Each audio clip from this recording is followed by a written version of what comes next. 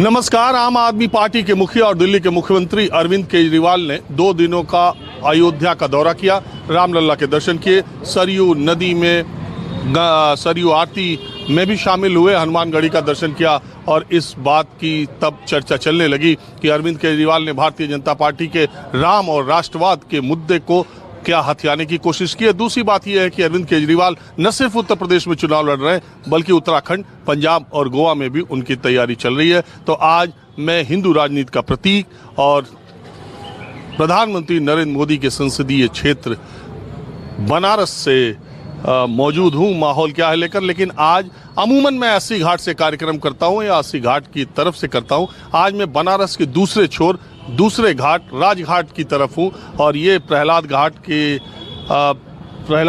जगह है और बाजार का नाम क्या है? विनोद बाजार, जो कि और ये जहाँ जिस चाय की अड़ी पर मैं हूँ यहाँ पर राजनीतिक चर्चा होती रहती है। शाम का वक्त है, कुछ लोग इकट्ठा हैं और कुछ को ये पता था कि आज मैं इधर आऊँगा तो इकट्ठा हुए। तो ये बताइए, ये केजरीवाल बनारस से भी चुनाव लड़े थे, उसके बाद आए कभी बनारस?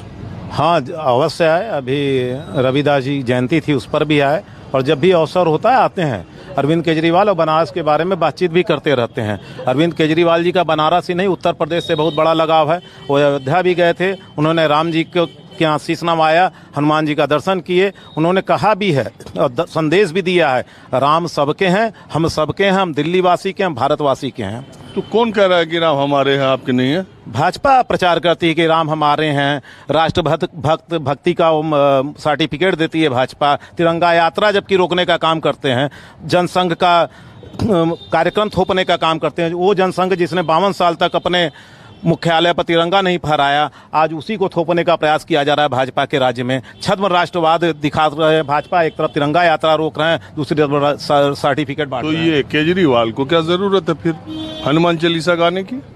क्यों नहीं जरूरत है? हम सभी गाते हैं, मैं भी रोज जाता हूँ हनुमान जी के मंदिर में और हनुमान चालीसा पढ़ता हूँ, बजरंग बाण पढ़ता हूँ। अभी 4-5 साल पहले या प्रधानमंत्री जब नरेंद्र मोदी पद के उम्मीदवार घोषित नहीं हुए थे, तब तो केजरीवाल की मैं आपको बहुत सारी तस्वीरें दिखा दूं जब रमजान में रोजे के वक्त वो इफ्तारी देते। देते। धर्म का अगर आप सम्मान करते उसके बाद इफ्तारी बंद हो गई? नहीं, इफ्तारी अब भी है। जब कभी वो कोई कार्यक्रम करते हैं और कहीं जाते हैं और ये केवल देश, उत्तर प्रदेश की जनता, बनारस की जनता जानती केजरीवाल जी राम जी के जो मंदिर पर गए हैं किस लिए गए हैं। केवल मात्र चुनावी उनका स्टैंड है। इसके अलावा राम जी से उनसे कोई भी कभी भी न लेना देना था न है। केवल ये चुनाव का माहौल है। इसी चुनाव के मद में आज उनको राम जी और हनुमान जी याद आ रहे हैं, वरना कभी भी इन्होंने 4 साल के वर्ष में राम जी के मंदिर का बनने से लेके आज तक उसमें जा रहे हैं। ये केवल मात्र एक दिखावा है केजरीवाल जी का, इसके अलावा कुछ नहीं है। और बीजेपी जो राम जी को भुनाती रही है, भुनाने की कोशिश कर। राम जी को बीजेपी ने भुनाया नहीं, राम जी के प्रति उनकी आस्था है, भारतवासियों की आस्था है, सनातन धर्म की आस्था है, जिसका समर्थन भारतीय जनता पार्टी करती आई और करती है। इसलिए उसके एक मिनट भाई साहब बोलिए, करती रही है और करती आई है, इसलिए वो भारतीय जनता पार्टी को नहीं कहा जा सकता कि वो राम जी को दिखावा करिए, कोई छलावा करिए। उसने राम जी के मंदिर कॉपीराइट है, राम राष्ट्रवाद बीजेपी का कॉपीराइट नहीं है, आस्था होना चाहिए। दूसरा आदमी चले जाए तो कह दे कि पहले ये नहीं आते थे, अब ये मंदिर आने लगे, हमारी वजह से मंदिर आ रहे। अरे भाई, मैं मंदिर जाता था, नहीं जाता था, मैं वीडियो नहीं बनवाता था, मैं फोटो नहीं खिंचाता था। अब चलो सब दिखा रहे तो अब हमने भी सोचा चलो अब हम दिखाते हैं कि हम मंदिर आते हैं। तो बोलो, आप कहोगे हम पहली बार आ रहे हैं? राम पूरे भारत वर्ष के हैं। राम ने कहा नहीं है, इकबाल ने भी राम पे लिखा है, राम पे लिखा है, सबने लिखा है। राम सबके हैं, राम सबके मंदिर में भी लिखा है। राम के मंदिर में जाने में कभी भी कोई भी प्रश्नवाचक चिन्ह नहीं है। चुनावी स्टैंड जो बना रहे हैं केजरीवाल जी, ये गलत है। ये चुनाव के समय ही क्यों जा रहे हैं? भाजपा तो न जाने कितने चुनाव ही राम पे लड़ ली। भाजपा चुनाव के पहले भी राम के प्रति उसकी आस्था थी, आज भी उसकी आस्था है। हाँ जी, आपकी आस्था किधर है? हमारी भी आस्था भगवान राम की तरफ है, महादेव जी की तरफ है, बाबा विश्वनाथ जी की तरफ है। नहीं, पोशाक के लिहाज से लग रहा है कि पार्टी भी ये पार्टी के पदाधिकारी। बिल्कुल, मेरा नाम लक्की भारद्वाज है, मैं भारतीय जनता पार्टी का कार्यकर्ता हूँ, महानगर पार्टी। ये एक मैंने देखा जब से बाबा आदित्यनाथ उत्तर प्रदेश के सीएम बने हैं, तब से इस कलर का कुर्ता और पट्टा पहनने का प्रचलन समाज में बहुत बढ़ गया। देखिए, भगवा रंग तो हम लोग की पहचान है और प्रचलन बढ़ गया, उसका प्रचार प्रसार हुआ, तो इसमें कोई गलत बात तो है नहीं। अच्छी मैं तो ये कह रहा हूँ, सही कह रहा हूँ गलत कह रहा हूँ? सही कह रहे हैं। मैं अमृत दास, मैं किसी पार्टी से नहीं हूँ, तो बनारस में जितना काम होना चाहिए था उतना काम नहीं है। और मैं आपके लोकप्रिय चैनल, राष्ट्रीय चैनल है आपका, इसके माध्यम से मोदी जी से अपील करना चाहता हूं कि बनारस में सबसे पहले स्वास्थ्य की भयंकर समस्या है। बीएचयू भीड़ को संभाल नहीं पा रहा है। एक यहाँ तुरंत एम्स खोलें या गोरखपुर एम्स की शाखा खोलें। ट्रांसपोर्टेशन का बहुत दिक्कत है। जो लोग बनारस को जानते हैं, यहाँ मेट्रो तो 24 घंटे भी नहीं हुए, मोदी ने कहा कि बनारस के लिए पिछली सरकारों ने 70 साल में जो नहीं किया वो 7 साल में उन्होंने कर दिया। सर इसीलिए हमने 300 लाख करोड़ की मिल्कियत उनको दी है। सबको हरा के बनारस ने उनको दिल पे बैठाया है। मोदी जी को हम लोगों ने बिना प्रचार के चुनाव जिताया है। प्रचार नहीं करने आए थे मोदी जी। अरे क्या बात करते हो? नहीं आए, हम खुद ही आए थे जब उनका विधानसभा में प्रचार किए थे। मोदी के आने के पहले बनारस की जनता उनको चुनाव जिता चुकी थी और वो ध्यान नहीं दे रहे हैं। पूर्वांचल एक्सप्रेसवे की कनेक्टिविटी योगी सरकार नहीं दे रही है। मोदी के कहने के बाद गंगा एक्सप्रेसवे की कनेक्टिविटी रामनगर नहीं आई। बनारस की उपेक्षा हो रही है। जितना काम प्रधानमंत्री को करना चाहिए नहीं हो पा रहा है। चाहे नौकरशाही की बाधा है, चाहे राजनीति की बाधा है। मोदी विरोधी ताकतें भाजपा में भी सक्रिय हैं। मोदी जी को इसका संज्ञान लेना चाहिए। कौन मोदी? हाँ, मोदी विरोधी हैं सब। हम नाम नहीं लेंगे, इशारे में बता दे रहे हैं। एक चाणक्य है और 3 प्रधानमंत्री के भावी दावेदार हैं मोदी जी के खिलाफ, जो बनारस में काम नहीं होने दे रहे हैं। कहाँ की बात कर रहे हैं? मोदी जी के इकबाल के सामने कहते हैं कोई बोल ही नहीं पाता। अरे सर, मैं जो कह रहा हूँ दिल की बात कर रहा हूँ। 62 साल इस सड़क सरजमी पे हम लोग रहे हैं। जो बता रहे हैं वो सुन लीजिए। कोई नहीं बोलेगा डर के मारे। हमारा टिकट उकट नहीं कटना है, कुछ होना हवाना है नहीं, लेना भी नहीं है। कोई टिकट नहीं, स्वर्ग का टिकट देगा तो नहीं लेंगे। लेकिन बाबा विश्वनाथ की नगरी के साथ अत्याचार हो रहा है इस सरकार में। यार आप तो कम से कम बताइएगा कि ये क्या बात कर रहे हैं। एक बात हुआ है कि नीलकंठ जी व्यक्तिगत रूप से उपलब्ध है, बाकी भाजपा का कोई नेता उपलब्ध नहीं है। सब हवा में। मोदी जी से कोई मिल ही नहीं पाता। यहाँ इतने लोग बैठे हैं, कोई एक बता दे मोदी जी से मिल लिया हो। अरे भारत के इतने लोग बैठे हैं, भारत के किस प्रधानमंत्री से मिल लिए? अरे हम लोग राजीव गांधी से मिले हैं, इंदिरा गांधी से मिले हैं, किससे नहीं मिले हैं? जो प्रधानमंत्री लाल बहादुर शास्त्री से देखते थे लोग, यहीं आके चौराहे पर बैठते थे। बनारस 60 साल उम्र है लाल बहादुर शास्त्री से भी मिल लिया। जो लोग बुजुर्ग बताते हैं, कि आके भाई पहले की सुरक्षा व्यवस्था जब हमने प्रधानमंत्रियों को खो दिए, बड़े नेताओं को, प्रधानमंत्रियों को जब हमने खो दिया, उसके बाद ये सुरक्षा की व्यवस्था ऐसी बनी। रिपोर्ट मांग ठीक है, क्या बोल रहे हैं? देखिए, सबसे पहली बात, बड़े हैं, बुजुर्ग हैं, इनकी बातों का बुरा नहीं कह रहे हैं कि नहीं? बुजुर्ग हैं, इनके बातों का बुरा नहीं मानना चाहिए। शायद इनको ये ज्ञान होना चाहिए कि हमारे देश के प्रधानमंत्री, जो हमारे शहर के बनारस के सांसद जी हैं, 15 से 17, 18 बार बनारस आ चुके हैं और यहाँ की जनता से डायरेक्ट रूबरू हो चुके हैं। अच्छा, आप तो कांग्रेस पार्टी से हैं, आप एक कार्यक्रम में और आई थी, तो मैं ये पूछ रहा हूँ, ये जो महिलाओं को स्कूटी, स्मार्टफोन, 10 लाख का इलाज, अभी 31 तारीख को प्रियंका गांधी जी गोरखपुर भी आ रही, कुछ ग्राफ कुछ थोड़ा बहुत बढ़ रहा है, उठ रहा? महिलाओं को 40% आरक्षण देने की बात कही है कांग्रेस पार्टी ने, हमारी नेता आदरणीय प्रियंका गांधी जी ने। इससे पहले देश के इतिहास में ऐसा ऐतिहासिक फैसला इससे पहले कभी नहीं हुआ और सारी महिलाएं कोटि कोटि धन्यवाद दे रही हैं अपनी नेता आदरणीय प्रियंका गांधी जी को। जहां महिलाएं चांद तक जा सकती है, तो मुझे नहीं लगता कि राजनीति उनके लिए बहुत छोटी चीज हो सकती है। लेकिन मैं जानती हूं कि हर क्षेत्र में महिलाओं ने अपना पंख फैलाया है, अपना एक अलग पहचान बनाई है, तो राजनीति में भी वो अपना दम दिखाएंगी। और 40% मैं कह रहा हूं कि वैसे वोट बैंक के तौर पे अगर देखा जाए, हम कई बार कहते हैं कि मुस्लिम या माइनॉरिटी वोट बैंक 18-20% है, यादव 7-8% है, ब्राह्मण 9% है, राजपूत 6% है, 5% है, फला 3%। ये तो हम देखते हैं, मेजॉरिटी माइनॉरिटी में देखते हैं, फॉरवर्ड बैकवर्ड में देखते हैं। लेकिन अगर देश का सही में सबसे बड़ा वोट बैंक एक मुश्त देखना हो तो 50% यानी आधी आबादी महिलाओं की है। अगर महिलाएं एकजुट हो जाएं, बहुत सारे इलेक्शंस में हमने देखा है, बिहार में नीतीश कुमार को जो भी सीटें मिली थी वो महिलाओं ने उनको बहुत ज़बरदस्त वोटिंग की।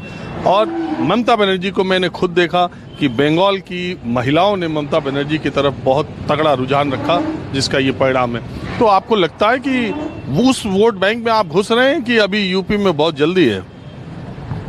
महिलाओं के लिए सबसे बड़ा डिसीजन लिया है कांग्रेस पार्टी ने और 40% आरक्षण के साथ कांग्रेस की सरकार बनने के बाद स्मार्टफोन और स्कूटी, क्योंकि लड़कियों को पढ़ने में और अपने राम मंदिर अयोध्या, देखिए, हिंदुओं को बोला जाता है कि हिंदू खतरे में है, हिंदू खतरे में है। मैं आज आपके चैनल के माध्यम से बताना चाहती हूँ, हिंदू खतरे में है भारतीय जनता पार्टी से, क्योंकि हिंदू जितने ज्यादा बेरोजगार हुए हैं भारतीय जनता पार्टी आने के बाद, उतना इससे पहले कभी नहीं हुए। किसानों पे जितना अत्याचार हुआ है इससे पहले कभी नहीं हुआ। तो हिंदू खतरे में है, भारतीय जनता पार्टी से हिंदुओं को बचाना है। जो अपने आप को हिंदुओं का रखवाला बोलते हैं उनसे बचाना है भारतीय जनता पार्टी। मेरा नाम दीपक जायसवाल, मैं भारतीय जनता पार्टी का छोटा सा कार्यकर्ता हूँ।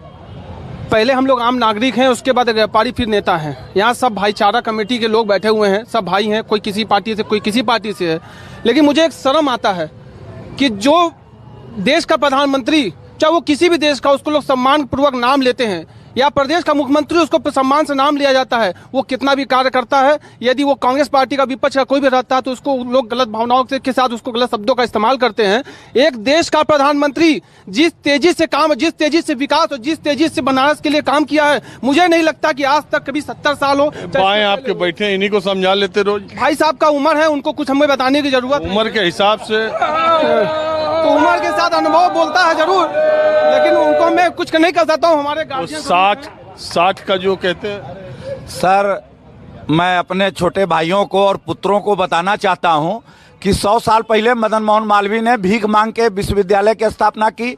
एक उद्योगपति, आज अखबार के मालिकों ने विद्यापीठ की स्थापना की। 70 साल में कोई यूनिवर्सिटी नहीं खुली है, सेंट्रल यूनिवर्सिटी का ये सरकार दर्जा तो ऐसा है, मदन मोहन मालवीय, पंडित मदन मोहन मालवीय सद्धे पैदल चल के भीख मांग के उन्होंने काशी हिंदू विश्वविद्यालय बना दिया। लेकिन उसकी जमीन, सुनो, नहीं बना पाए। अरे भाई, उसकी जमीन काशी के राजा ने दान की, बदले में राज्यसभा नहीं मांगा। ये भी तो बात है।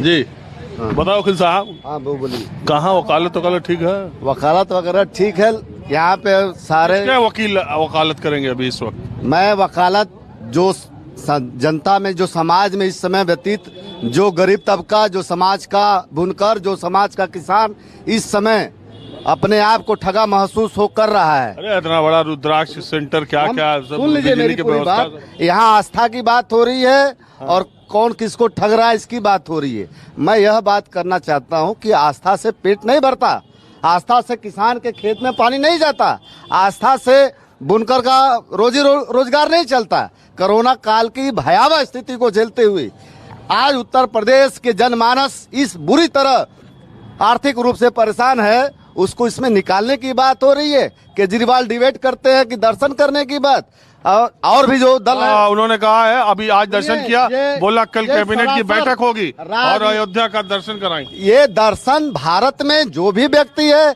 जो संविधान है उसके अनुसार वो सबका अपना अपना एक पूजा पाठ करने का तरीका है। लेकिन उसके नाम पर केजरीवाल कहे कि हम दर्शन कराएंगे, यहाँ के भाजपा कहे कि राम केवल मेरे हैं। राम भारतवर्ष में जन्मा हुआ हर एक व्यक्ति के राम है। इसको आप राजनीतिक वो मत करिए। मैं कहना चाहता हूं कि आज जरूरत है, आज किसान परेशान है, आज बुनकर परेशान है, छात्र प्रमोटेड हो जा रहे हैं, परीक्षा नहीं हुई कोरोना की वजह से। कौन आ जाएगा तो ठीक हो जाएगा है? कौन आ जाएगा तो ये सब ठीक हो जाएगा? कौन आ जाएगा? मैं कहता हूं जो भी आए। और पिछली सरकार में देखिए, माननीय अखिलेश यादव जी थे, उन्होंने बुनकरों के लिए, किसानों के लिए, छात्रों के लिए, गरीब महिलाओं के लिए विधवा पेंशन योजना, इतनी तमाम सारी योजनाएं थी। ये एक्सप्रेसवे जिस पर आज नामकरण करके ये लोग बड़ा बड़ा अपना नाम कर रहे हैं, वो किसकी देन है? इन सारी बातों मैं नहीं कहना चाहता। अभी जो आपने क्वेश्चन किया था मुकेश जी से केजरीवाल जी के बारे में, केजरीवाल जी जब बनारस में चुनाव लड़े और यहाँ की जनता ने उनको समर्थन दिया, मैं समझता हूँ कि पूरे हिंदुस्तान में जो भी राजनीतिक पार्टियां हैं, जो भी नेता हैं, पर केजरीवाल जैसा बहरूपिया मैंने आज तक नहीं देखा। जब भी मौका मिलता है वो बहरूपिया रूप बदल के जनता को लुभाने के लिए आता है। 2,10,000 वोट बनारस से पाने के बाद जमानत वही शख्स का बचा हुआ था। बनारस की जनता को दोबारा उसने पूछा नहीं कि क्या तुम्हारा दर्द है, क्या किस हाल में तुम हो। आज राजनीति करने के लिए उसको राम मंदिर नजर आ रहा है, हनुमानगढ़ी नजर आ रहा है। वैसा बहरूपिया पूरे हिंदुस्तान में नहीं है, ये मुकेश सिंह से पूछिए। लेकिन दिल्ली की जनता ने, अरे इतना गुस्से में हो गए, कांपने लगे। मैं कह रहा हूँ, दिल्ली की जनता ने एक बार 90% और एक बार 95% सीटें भारत की राजनीति में प्रतिशत के हिसाब से इतनी सीटें लगातार 2 चुनाव में किसी नेता ने जीती नहीं, और ये आदमी 10 साल पहले पार्टी बना करके 2 बार सरकार बना चुका है। भाई साहब, आपका पूछने का मतलब क्या है? आप क्या ले रहे हैं मार्केटिंग में? तो अभी तक आप देख क्या रहे थे? हम आप ही को देख रहे थे, क्या क्या पूछना चाहते हैं? आप चुनाव के चक्कर में आए हैं? अरे हमारा सब चक्कर चलता है। नहीं, चक्कर तो चुनाव का चल रहा है, क्योंकि जनता त्रस्त है। तेल महंगा, पेट्रोल महंगा, गैस महंगा, किसको वोट देगी? क्रिकेट का खिलाड़ी होगा 22 में, जो होगा ना क्रिकेट होगा, जिसकी किस्मत बढ़िया होगी वही ले जाएगा। 20 नहीं होगा, 20 से भी टॉप होगा। इस बार जो मजा आएगा, जनता उठ चुकी है। किसी के घर में खाना बन रहा है, किसी घर में खाना भी नहीं बन रहा है भाई साहब। ये तो बीजेपी वाले तो कहते हैं हम तो अनाज पहुंचा रहे सबको। ये तो किसी शासक का नाम सुने थे ना कि केवल अनाज देकर आदमी को कमजोर करना। अनाज मान लीजिए आपने दे दिया, गैस कहाँ से पाएंगे? गैस कहाँ से भराएंगे? आप क्या करते हैं? हम भैया बेरोजगार हैं। कै रुपए का पान खाते हैं? पान तो भैया बनारस है, मरोगे तब भी खाओगे, जिंदा रहोगे तब भी खाओगे, वहाँ मुंह पर देना ही है। बनारस है, पान तो मशहूर है भाई साहब। आप भी कितनी डीजल लगा के और एनसीसी खर्चा करके आए हो मजा लेने, यही स्थिति है। हाँ बताइए, यहाँ पर कुछ महिलाएं भी हैं। मैंने कांग्रेस की जो सदस्य थी उनसे, आप किसी पार्टी से हैं या? भाजपा से एक छोटी सी कार्यकर्ता हूँ। आप क्या पूछना चाहते हैं मुझसे? मैं तो ये देखिए कह रहे हैं महंगाई इतना ज्यादा है, 2020 को मैच हो जाए। अब की महंगाई किस राज्य में नहीं था? किसके शासनकाल में नहीं था महंगाई? किसके शासनकाल में डीजल 100 रुपया, पेट्रोल 100? आप बताइए, अगर एक परिवार है घर में, अभी हम लोग 4 लोग खाना खा रहे हैं, 100 रुपए में भी हम लोग खा सकते हैं। अगर वहीं 6 बच्चे हो जाए, 8 बच्चे हो जाएं, तो कैसे खर्च चलेगा? बढ़ेगा। आप भारतीय जनता पार्टी की हैं, आप महंगाई को डिफेंड कर सकती हैं, ये आपका राइट है, आपकी सरकार पार्टी में। लेकिन बचाव के और भी तरीके हो सकते हैं कि अंतर्राष्ट्रीय बाजार में कीमतें बढ़ रही हैं। मोदी जी ये जो अगर महंगा कर भी रहे हैं तो शायद उनके दिमाग में हो कि वो कोई दूसरी योजना, कोई दूसरी चीजें, कम से कम एक्सेप्ट तो कीजिए कि महंगाई दरअसल बहुत ज्यादा, सरकार को ध्यान देना चाहिए। हमेशा बढ़ी है, कैसे एक्सेप्ट न करूं? मैं तो कर ही रही हूँ कि महंगाई अभी सबसे ज्यादा बढ़ी है। नहीं, अभी सबसे ज्यादा नहीं बढ़ी है, ऐसा कुछ भी नहीं है। इतना कोरोना काल में लोगों के घर में चूल्हा नहीं जला। यहाँ उपस्थित कुछ लोग बता दें कि मैंने हेल्प किया उन लोगों के घर जाके, एक टाइम का खाना मैंने पहुँचा दिया। कोई भी बता दें यहाँ पे, कोई भी पार्टी का व्यक्ति बता दें यहाँ पे, सिर्फ भाजपा को छोड़ के। एक घरों में खाना गया है, कम से कम 2 टाइम नहीं तो 1 टाइम बच्चों ने खाना खाया, औरतों ने खाना खाया है, वहाँ के जेंट्स लोगों ने खाना खाया है। अरे कह रही है। कौन करेगा? देखिए, भाजपा झूठ के सिवा कुछ कहती नहीं है, पहली बात। यही बगली में मैं कुछ बुनियादी बातें आपको बताना चाहता हूँ। आज मैं आप कम्युनिस्ट हैं? जी नहीं, मैं एक आम नागरिक हूँ। आज मैं अपनी बात बता रहा हूँ। मैं अपने मोहल्ले में एक स्वास्थ्य केंद्र में गया हूँ। बड़ी बड़ी चीज़ों का कल उद्घाटन दिखाया गया, 9 मेडिकल कॉलेज का उद्घाटन दिखाया गया। मैं अपने मोहल्ले में स्वास्थ्य केंद्र में गया, वहाँ पे डॉक्टर नहीं है। मैं अपने बच्चे को दवा दिलाने गया था, बच्चे के लिए दवाई वहाँ पे नहीं है। मैंने सीएमओ को 10 बार फ़ोन लगाया, मैंने डीएम को फ़ोन 10 बार लगाया और फ़ोन नहीं उठा। सीएमओ का उठा, उन्होंने कहा कि मैं व्यवस्था कर रहा हूँ, लेकिन कोई व्यवस्था नहीं हुई। मैं वापस अपने घर चला गया, प्राइवेट डॉक्टर को मैंने दिखाया। तो ये स्थिति है, झूठ के अलावा इनके पास कुछ भी नहीं है। आप ऐसा मानते हैं दिल्ली में केजरीवाल ने एक मॉडल खड़ा किया है जिसका देश के दूसरे राज्यों में उसकी नकल होनी चाहिए, और उत्तर प्रदेश जैसे बड़े राज्य में भी केजरीवाल की पार्टी कहीं कुछ पेनिट्रेशन, कहीं कुछ पहुंच सकती? देखिए, जो है आपने कहा एक बात अच्छी है कि केजरीवाल ने दिल्ली में काम किया है। जिस मुद्दे पर जो है उन्होंने बिजली हुआ, स्कूल हुआ, पानी हुआ, उस पर जो है ईमानदारी से किसी मुख्यमंत्री ने काम किया है। उत्तर प्रदेश में अगर किसी मुख्यमंत्री ने ईमानदारी से काम किया, वो अखिलेश यादव ने काम किया है। राम के नाम पे बलों से वो पीछे हो गए, जीत नहीं पाए, मगर जनता के दिल में आज भी है। मानते हैं कि राम से पीछे हो गए? नहीं, राम से नहीं पीछे हो गए।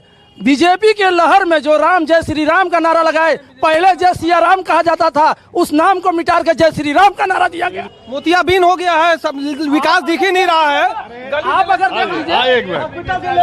एक मिनट, ये भाजपाइयों की बहुत बड़ी बीमारी कि उनको आप अगर गलती दिखाइएगा तो आपको मोतियाबिंद और राष्ट्रद्रोह का नारा दे देंगे। आपको विकास के नाम पर आप बात कीजिए, इनसे 3 मुद्दा छीन लीजिए, चाइना, पाकिस्तान और राम, और किसी मुद्दे पर डिबेट कर लें।